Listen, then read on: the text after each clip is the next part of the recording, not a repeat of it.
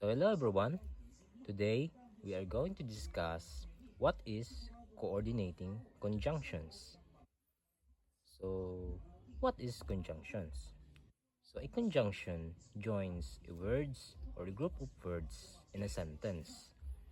So coordinating conjunctions are the one who connects words, phrases, and clauses that are independent or equal.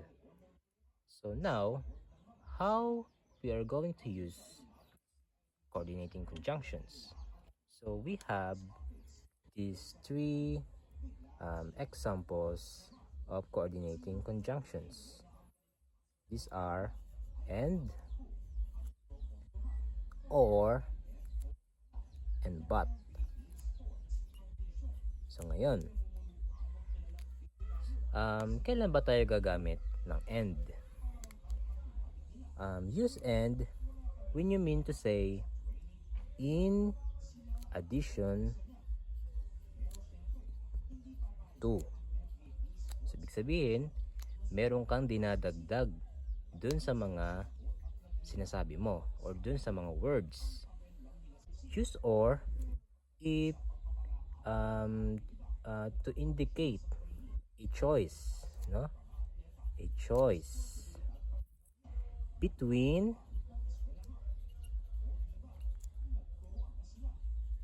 two things. So meron kang pagpipilian. So meron kang choices, no? Namimili ka ng choice between two things. And lastly, but. Use but when we are going to connect two different things that are not in agreement. So, but naman, dito kinoconnect natin yung words, yung isang words sa isa pang words na hindi siya nag-a-agree dun sa sinabi mo, sa sinabi ng sa isang words. Okay? So now, para mas malinaw, meron tayong inihanda o meron akong hinanda na isang examples. So, for example, kapag naman and ang ginagamit in addition to. So, ito ang examples. I bought apples and oranges at the store. So meaning, ano ba ang ginamit natin na coordinating conjunctions? Ang and. Another example, I am not ready. And I need more time. So see, ano nga ulit ang ginamit natin na coordinating conjunction? Ang and. Kasi meron tayong dinagdag sa ating naunang sentence. So dito, I bought apples. So ito yung una. At nagdagdag tayo ng oranges, di ba? So apples and oranges. So dito naman, sabi dito, I am not ready. At nagdagdag siya ng another sentence. And I need more time. So yan. Kapag ang coordinating conjunction ay and, means in addition to. So ngayon, punta naman tayo sa or. So, dito sa or, a choice between two things. So, madali lang to. Gaya nito. Example number 1. Do you need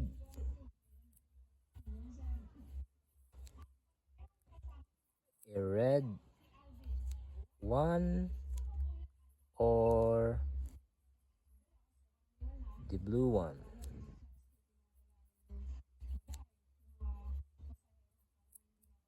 Diba? So, nag-indicate tayo ng choice between the red and blue. Kaya, gumamit tayo ng or na coordinating conjunction. So, another example.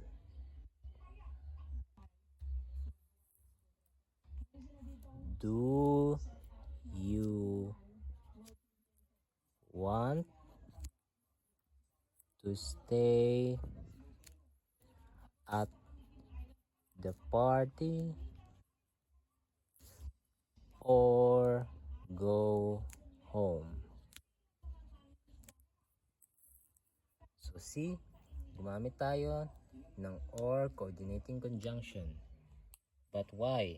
Because nag-ask siya kung mag-i-stay ba siya or uuwi na lang siya. Diba? So, it is a choice between two things. Yan ang coordinating conjunction na or. And lastly, dako tayo sa but. So, sa but, simple lang. Kailangan mo lang i-connect yung two different things na hindi sila nag-a-agree. So, kagaya nito.